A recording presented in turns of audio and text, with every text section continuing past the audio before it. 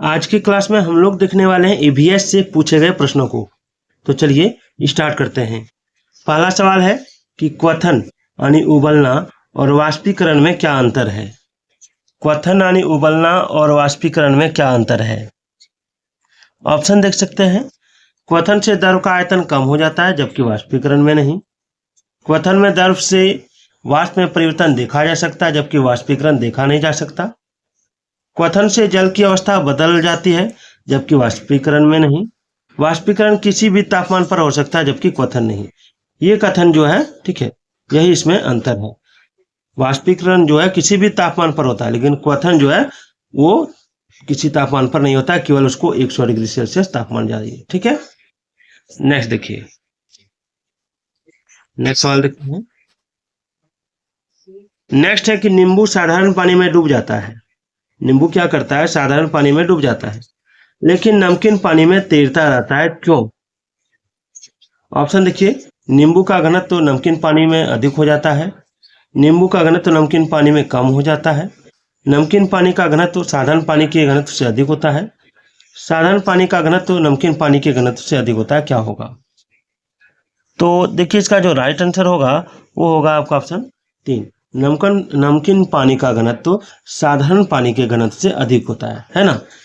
चलिए अगला है कि रक्त की जांच द्वारा किसकी उपस्थिति से मलेरिया की पहचान होती है। रक्त में क्षतिग्रस्त अकृत कोशिकाओं की, रक्त में मच्छर के लार्वे, लाल रक्त कोशिकाओं में मच्छर के अंडे, लाल रक्त कोशिकाओं में मलेरिया परजीवी यानी प्लाज्मोडियम। तो देखिए इसका राइट आंसर होगा आपका ऑप्शन 4, लाल रक्त कोशिकाओं में मलेरिया परजीवी यानी प्लाज्मोडियम की उपस्थिति से। नेक्स्ट है कि रेखा की माँ डैश के लिए रोजाना तालाब से लाए पानी में फिटकरी डालती है। रेखा की जो माँ है डैश के लिए रोजाना तालाब से लाए पानी में फिटकरी डालती है, क्यों। पानी को रंग रहित करने के लिए नहीं, ये नहीं होगा। हल्के निलंबित अपद्रव्यों को अवसादित करने के लिए, या कठोर जल को मृदु जल में परिवर्तित करने के लिए, या पानी में उपस्थित रोगाणुओं को समाप्त करने के लिए। तो देखिए इसका राइट आंसर जो हो जाएगा वो हो जाएगा ऑप्शन 2, हल्के निलंबित अपद्रव्यों को अवसादित करने के लिए। 39 नंबर है कि डैश के लिए मछली घर यानी एक्वेरियम में हवा वाला पंप रखा जाता है, क्यों रखा जाता है। पानी को साफ रखने के लिए, जलीय पौधों को अधिक कार्बन डाइऑक्साइड उपलब्ध कराने के लिए, या अधिक ऑक्सीजन को पानी में घुलने देने के लिए, या मछली घर को की शोभा बढ़ाने के लिए।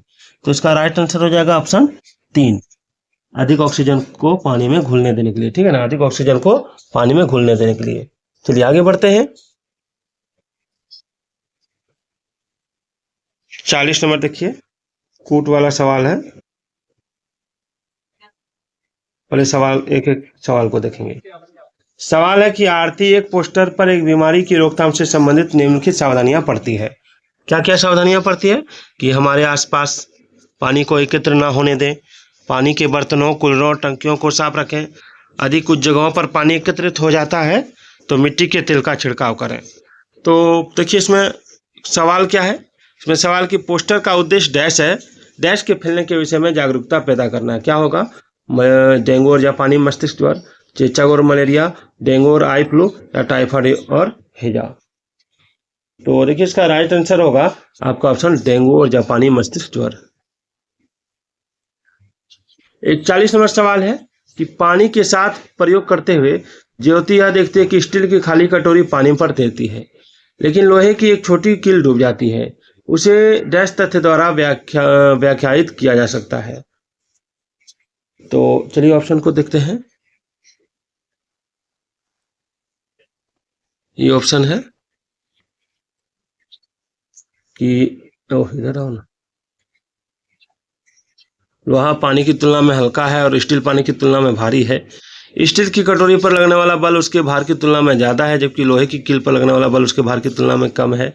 लोहे की कील पर लगने वाला बल उसके भार की तुलना में ज्यादा है जबकि स्टील की कटोरी पर लगने वाला बल उसके भार की तुलना में कम है। या लोहा पानी की तुलना में भारी और स्टील पानी की तुलना में हल्का है, क्या हो जाएगा।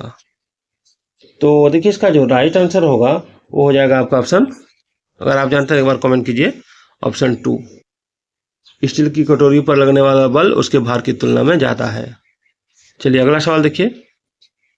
अगला कि जब एक मछली को पहले से उबले लेकिन कमरे के तापमान पर ठंडे किए गए पानी से भरे एक्वेरियम में डाला जाता है तो वह मर जाती है। ऐसा इसलिए होता है क्योंकि मछली घर एक्वेरियम का जो पानी है वो क्या होता है, मछली के तैरने योग्य नहीं है या ऑक्सीजन रहित है। यही हो जाएगा, क्या हो जाएगा आपका ऑप्शन, ऑक्सीजन रहित नहीं, खनिज रहित होगा, खनिज रहित होगा, ऑक्सीजन रहित नहीं, खनिज रहित। ठीक है, खनिज रहित हो जाएगा, मिनरल की कमी हो जाती है पानी में। चलिए, तरुण जो है भारतीय संघ नामक समूह संबंधित है। तरुण जो है तरुण भारत संघ नामक समूह संबंधित है, किससे संबंधित है? तरुण भारत संघ नामक समूह किससे संबंधित है? पुरानी झीलें पुनर्निर्मित करने से, या विशेष रूप से सक्षम बच्चों को सिखाने में मदद करने से, या स्कूलों में दोपहर का पका हुआ भोजन उपलब्ध करवाने से, या आर्थिक रूप से कमजोर वर्गों के बच्चों के लिए निःशुल्क कोचिंग कक्षाएं चलवाने से। तो देखिए इसका राइट आंसर होगा ऑप्शन 1, पुरानी झीलें पुनर्निर्मित करने से।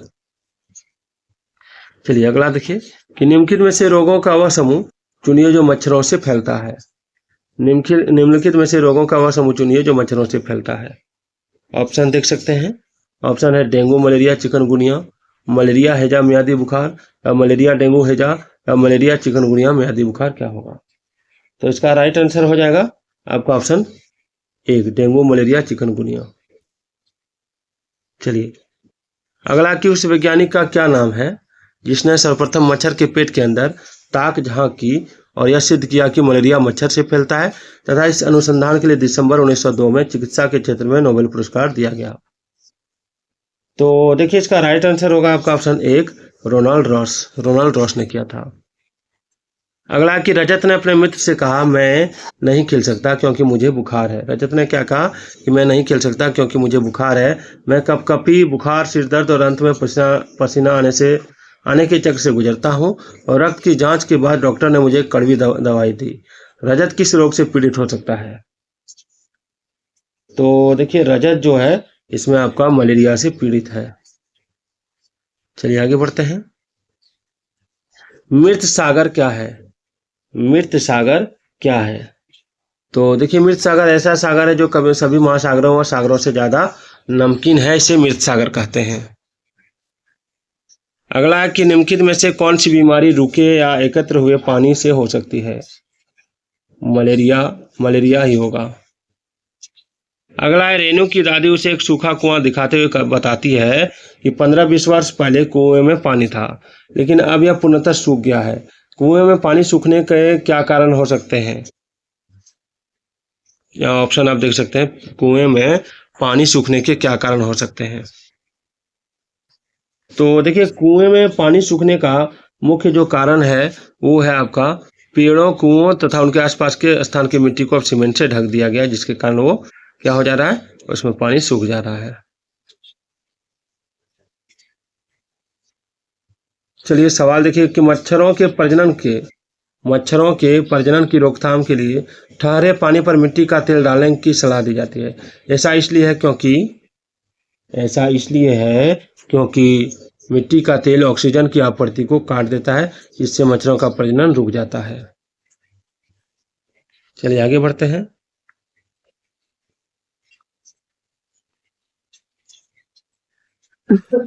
चलिए 51 नंबर सवाल है कि सीढ़ीदार कुएं अथवा बावड़ी से संबंधित निम्नलिखित कुछ कथन दिए गए हैं। देख सकते हैं कथन को। कथन क्या है? कथन है कि वे जल भंडारण तथा संरक्षण की पारंपरिक व्यवस्था थी।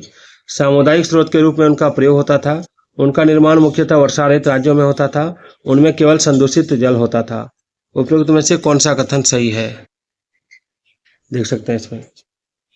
तो देखिए इसमें हो जाएगा आपका ऑप्शन 3, ABC तीनों कथन सही है। ठीक है ना, ABC तीनों।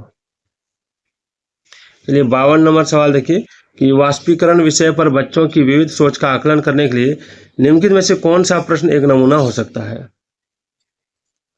कौन सा प्रश्न एक नमूना हो सकता है? तो आंसर होगा जल चक्र का आरेख बनाइए और उसमें नामित कीजिए।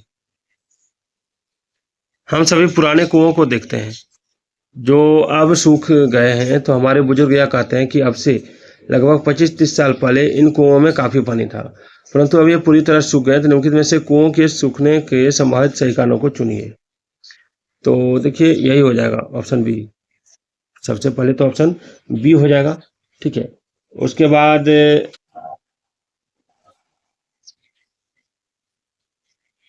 इसमें हो जाएगा आपका जिन झीलों में वर्षा का पानी एकत्रित होता था वहाँ नहीं है। और ये भी हो जाएगा पेड़ों कुओं और आसपास के क्षेत्रों को जमीन अब कुलाधार जमीन से ढक गई है। और फिर हो जाएगा डी नंबर, भूमिगत पानी को खींचने के लिए कई विद्युत मोटर चालित पंप लग गए हैं। अगला देखिए 54 नंबर कि निम्नलिखित में से कौन अन्य से भिन्न है। कौन जो है अन्य से भिन्न है। नदी, पहाड़, झील, तालाब, झरना। तो देखिए नदी, झील, तालाब, झरना ये पानी वाला है, और पहाड़ यानी पर्वत जो है ये क्या होगा, इससे भिन्न हो जाएगा, ठीक है ना। जल थीम से संबंधित सामाजिक सांस्कृतिक मुद्दों को प्रभावी ढंग से सीखा जा सकता है। तो कैसे सीखा जा सकता है, तो ऑप्शन 3 है, ये है भूमिका निर्वाह के द्वारा, विद्यार्थियों के बीच वास्तविक संवाद के द्वारा, क्षेत्र भ्रमण द्वारा, या प्रदर्शन और गृह कार्य द्वारा। तो इसका आंसर होगा ऑप्शन 3 ए, बी और सी।